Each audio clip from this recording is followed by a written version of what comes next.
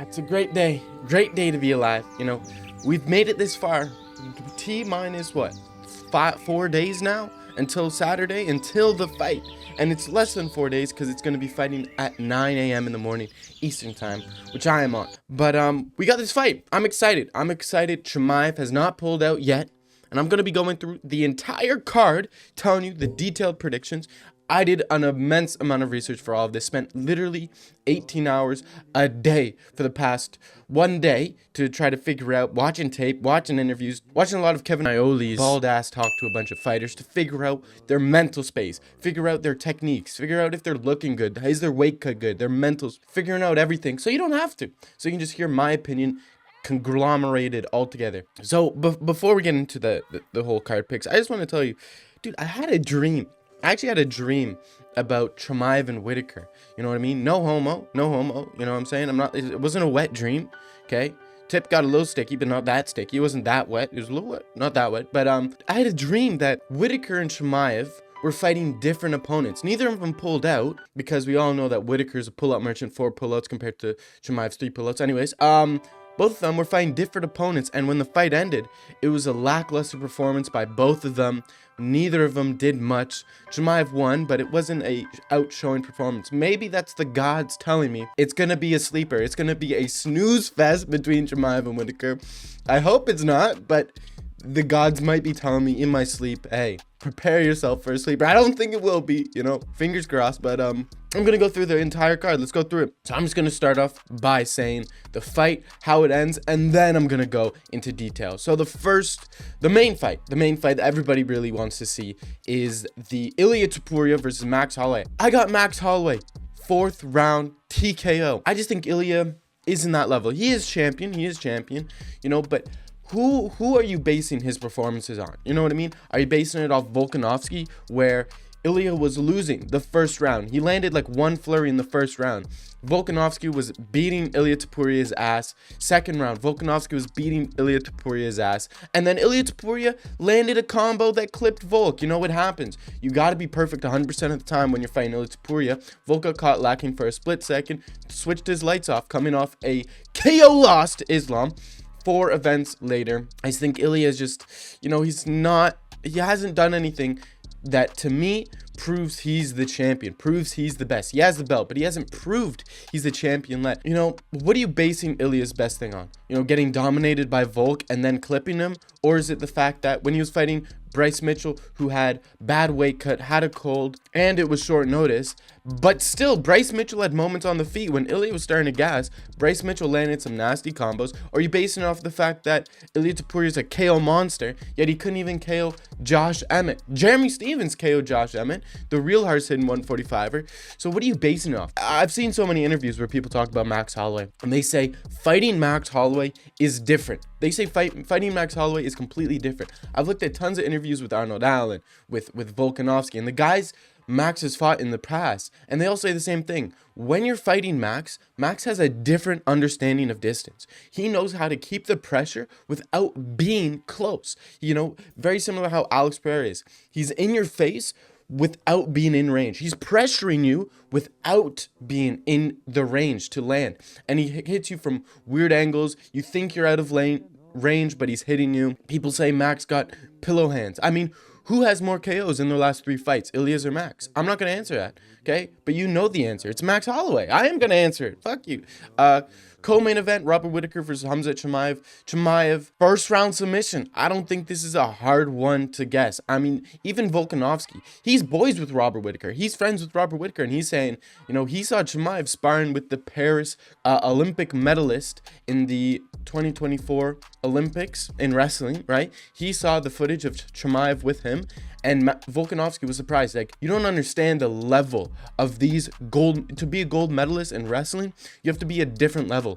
And even if you're just slightly losing, that is beyond impressive. But Chimaev was getting at some points, he was getting the better of the Olympic wrestler. And even Volk said, dude, this is next level. He said it in his breakdown. Bit of the training and could not believe how good Khamzat was doing with him. I don't know if it was just a little bit, I listened a little bit of footage. I don't even care if that was the only good thing that Chimaev did, that whole wrestle. When you're talking about Olympic wrestlers that have been wrestling their whole life, you don't barely ever get one up on these guys. And Chimaev was able to still even flip him over and do some pretty cool stuff. The scramble that I seen was impressive. Even Volkanovski, as a friend of Whittaker, is losing faith in Robert Whittaker. He's only picking Robert Whittaker because he's his friend. I think Chimaev, is Robert Whittaker good? Of course he is. This is going to be a good win, a good name to add to the resume of Chimaev. Get him that title shot, right? 13, beating number 3, similar to how the Burns fight was. I think he was 12 and Gilbert Burns was number 2 at the time. But I just think Robert Whittaker, everybody wants to bring up that Yoel Romero fight, like it wasn't forever ago. And Yoel Romero has like no jiu-jitsu. He had pure wrestling.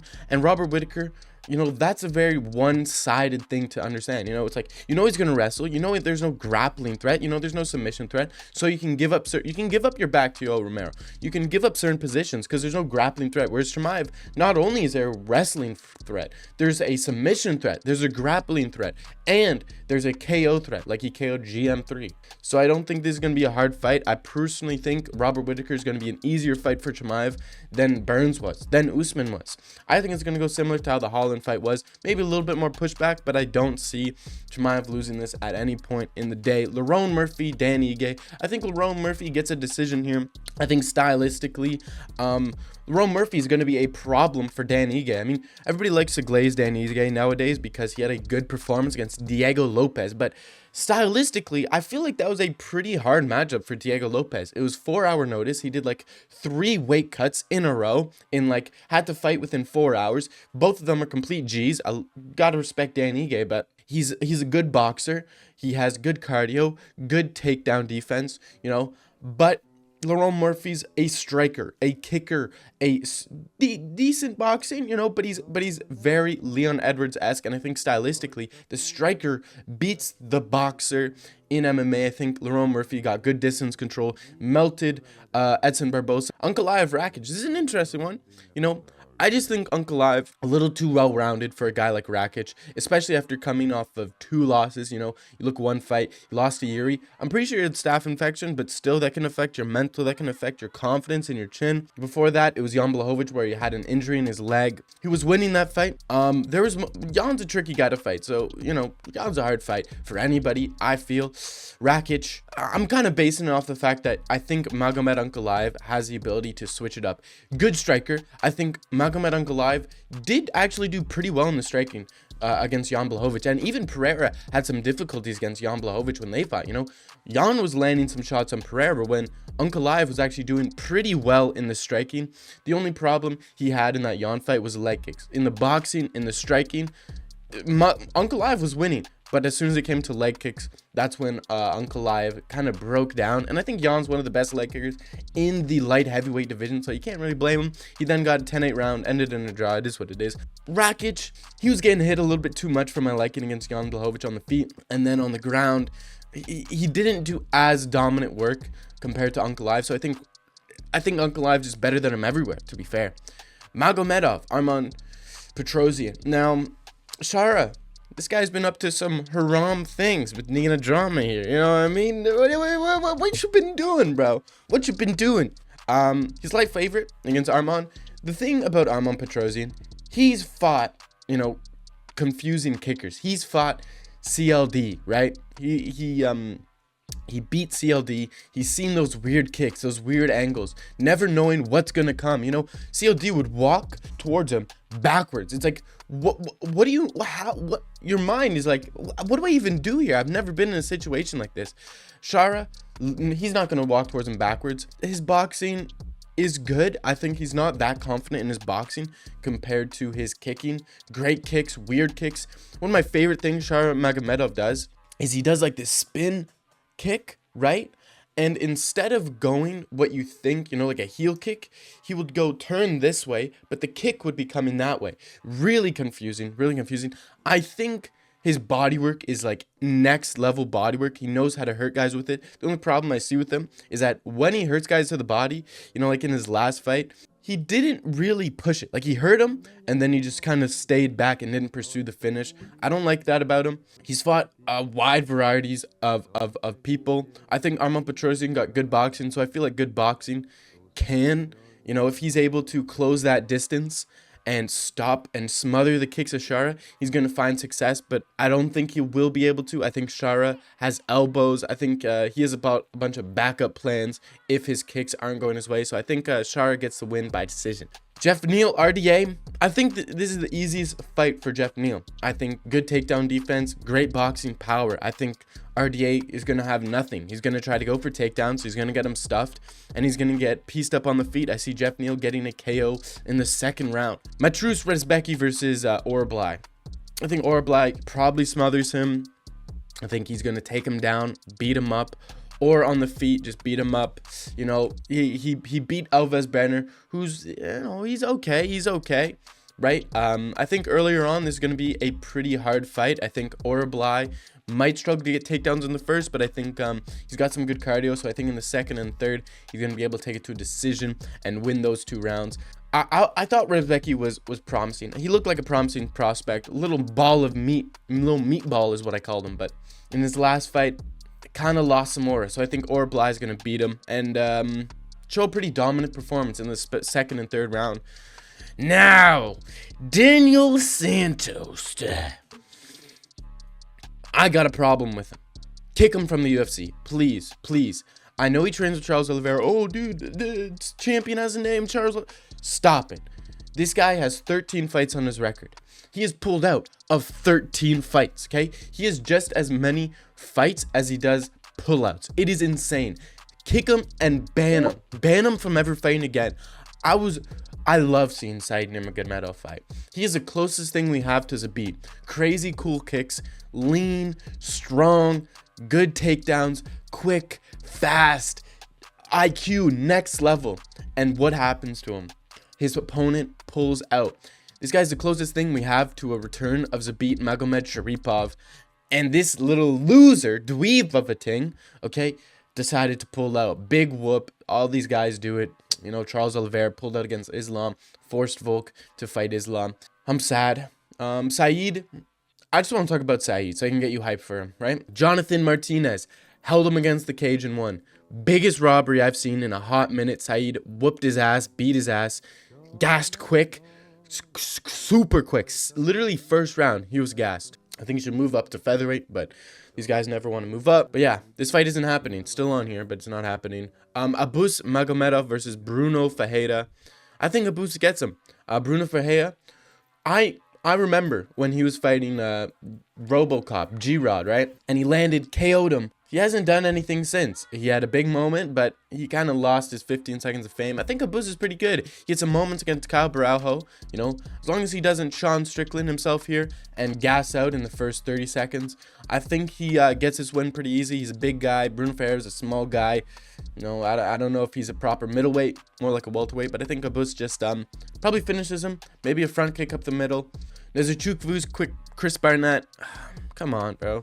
This is Ken Nzechukwu all day. Chris Barnett, short notice. You know, Justin Tafa pulled out. So I don't think this is a good one. I think Nzechukwu KOs him. I don't think Taekwondo at like 5'3" and a heavyweight, worse than DC build ass guy, is going to get a win here. I love Chris Barnett. I love him, but this shit ain't working. Taekwondo as a fat heavyweight ain't working. You know what I mean? He's probably a bantamweight. If he had a proper diet, he'd be okay as a bantamweight. Basharat versus Victor Hugo. This is I thought this was a lot close, but clearly the odds don't say it. Obviously, I'm going with the undefeated Basharat beating Victor Hugo. He can get sloppy, but so can Victor Hugo. Victor Hugo, once he gets taken down, he kind of gives up and accepts bottom position. And I think Farid is good at getting takedowns. He's good at pressuring you against the cage, gets boxing, and then going for the takedown. Even if he doesn't get the takedown, he will keep pursuing it. So I think it's an easy win. Ismael Naurdiev versus Bruno Silva. Ismael, he hasn't fought since he lost to Sean Brady in the UFC. He left the UFC, went to Brave, came back. This is an interesting one. I think he's pretty good. He was doing good against Sean Brady. He was actually good distance control, good boxing. And I think he has the grappling advantage over Bruno Silva. Bruno Silva's good, but he got his eyes gouged against Chris Weidman. I felt bad for him. That was the day I became a Chris Weidman hater. I felt bad for him in his last fight. Got beat up by Shara Magomedov. I think Ismail Naurdiev at middleweight. He used to fight at welterweight. Now he's at middleweight. I think this is a good test. Bruno Silva is always a good test for these guys. But I think he wins. He's been, he's won some, lost some at Brave including, but I trust him to beat Bruno Silva, just having a little bit cleaner boxing and being able to mix in the takedowns. Rant Fakhretdinov versus Carlos Leal. I've watched some of Carlos Leal's fights outside of the UFC. I mean, he's just, I'm trying to remember what I saw. He's okay. I remember. He overreacts to feints. I think Rant is going to be able to piece him up on the feet. I don't think he's going to shoot a takedown. I think he's going to piece him up for 3 rounds. Rant, suspect gas tank. These guys with the no mustache beard combo seem to have sus gas tanks. Rant is not an outlier in that. He has a sus gas tank. I think he gets the win. I don't think it's going to be a close one. Carlos Leal's got some KO power, but he just overreacts to feints, and I think that Rant can take advantage of that. Maybe feint, go for a takedown, get him. Aslan, I don't like him either. He beat the Pleasure Man. I'm a big Pleasure Man fan. I like the Pleasure Man, Anthony Turcauge. He lost to Anthony Turcauge regionally and then beat him in the UFC. Close fight, good fight, if I'm being honest. And Rafael, I watched some of his stuff, but it's like, I was watching his highlight tape, and it was like camcorder shit from the crowd, just being like some guy in the crowd just recording it, you know what I mean? And it's like 7p, not even 720p. It's 7p. You had like 6 pixels on the screen, and that was basically the whole fight. So I couldn't really tell, just based on the fact that I couldn't understand what's going on. There's like 1 pixel versus another pixel on the screen.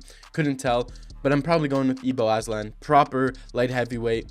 Rafael's, he looked pretty good. He looked like a big, strong guy. He could get a win. He honestly might get a win. If he's an underdog, if he's a big underdog, you might want to bet on him, but I just haven't seen enough of him, so I can't really tell. I wouldn't honestly bet, but if $5 maybe put on him. But yeah, overall this card's good. It would have been next level. It would have been next level if we had Cyril Gane versus Volkov. Too bad that fight had to be put off to another card. Really unfortunate. I was really looking to Gane's replacement. See if Gane still got it and see if Volkov even wants it. You know what I mean? They fought before. This would be a rematch. I was really looking forward to that. And obviously, this fight says it's on here, but it's not. Unfortunately, I was really hoping for Saeed to come back strong, but hopefully he gets a fight. I want to see him at featherweight, but it is what it is. This is a great card. No women. No bathroom breaks, boys. No bathroom breaks in this one. I don't know where you want to take a bathroom break.